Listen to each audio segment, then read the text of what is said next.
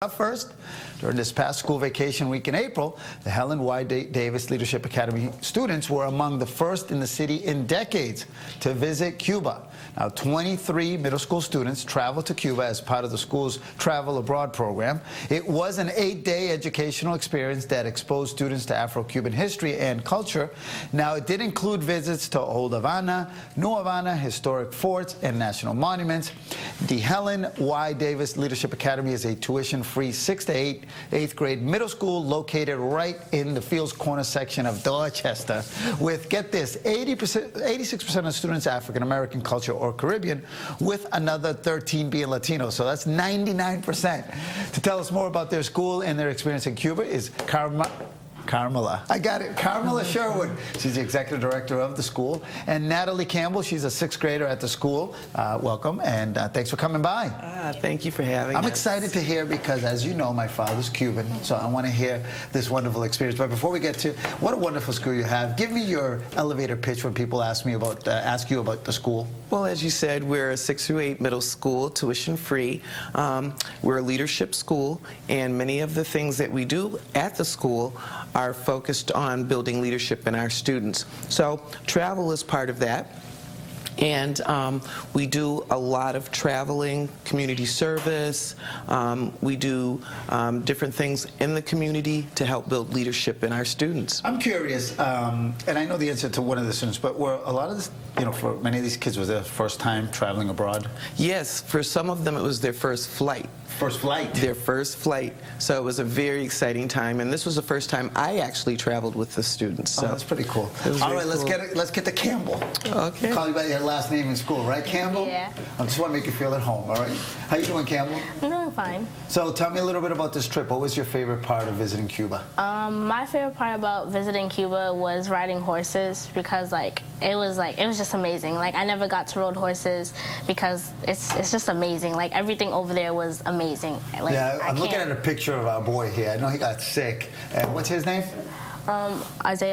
Emmanuel Osgood. Yeah, he got scared on the flight, right? Okay. You can talk about him, don't worry. He won't get embarrassed, he's not here. Did you get a little scared on the flight? Yeah, when we were going up and then the plane just dropped and then it went up again and it was just terrible. But it was worth it, right? Yeah, it was worth it. Now, I gotta come back to you because you went with 23 kids? Yes. 8 days? 8 days. And no problems? No problems. We actually have a person at the school who's our humanities coach, Sophia Boyer, and she does a lot of the planning of all of our international trips. So she had everything down to a science. We took 23 students and we came back with 23 students. Yeah, that's important to come back with all of them. Very important. Now, you have other trips planned, though, right? And you've been to other countries, right? Oh, yes. Students have been to Kenya, Senegal, Guatemala, Ghana. And actually, I've been to China, so I'm hoping that at some point we'll be able to take some students to China. But Kenya is a trip that's on the docket for next year, so we're very, very excited about that. And Sophia Boyer will be planning that. She does an amazing job planning the trips for students and staff. So we're looking forward to Kenya next year. How about yourself? Can you tell me about what's your favorite part of school? I know you have a couple teachers there that you want to give a shout out to. Yeah. So you want to give a shout out. I want to give a shout out to Ms. Boyer for letting us have this amazing experience to taking me to Cuba and my peers. And I want to give a shout out to Mr. Maris for being the best science teacher a 6th grader can ever have.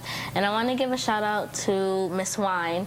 She has an amazing voice. She designs all dances and in school events that we have, African History Month and well, let's give a lot of shout-outs. And there's a whole bunch of different things that I can't remember that we do in school. That's good. What's your favorite subject in school? That's a hard one. I think I'm gonna go with science because it's not only about experiments, but learning about the Earth, how the Earth has changed over millions and millions of years, and how the Earth always started. I think it's just fascinating how we get to learn about our history and it's just amazing. Hey, I think you're doing a great job. Look at this young person. First time on television, and she's stealing the show. She's doing a better job than you and I. I'm sorry. I know. So tell me a little bit more. How did you get involved with the school, and really what motivated you to become, its leader? Well, I've been at the school since its inception in 2003. So our school is going on 15 years old in the fall, and I've been there the whole 15 years.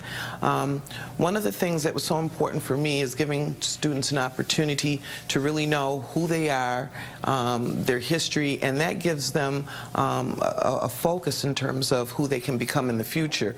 So it's very, very important for me to make sure that all of our students get experiences of a lifetime that will help them along their academic journey and their journey as just being good human beings in our society today. In that area, I mean, it's a diverse area, but it's mostly our community, right? Latino, African American, Caribbean, and that's reflected in your student body. Yes, yes, it is.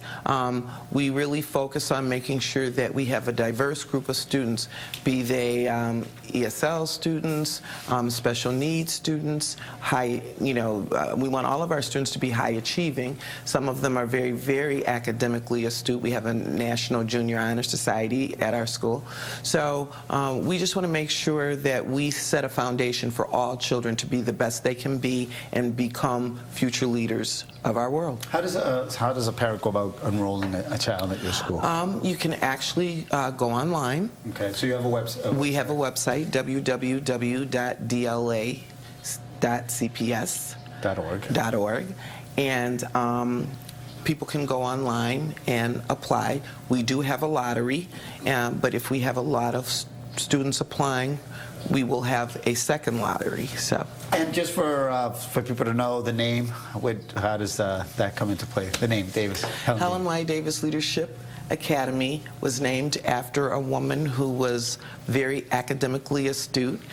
She was an entrepreneur in Boston, did a lot of things for a lot of people in Boston, and wanted to make sure that she was helping to build future leaders. So it's very, very appropriate for the school to be named after a woman that was so instrumental in making Boston a great place. Well, listen, great job. You guys both did great. Campbell, you did awesome. High five. You want a high five.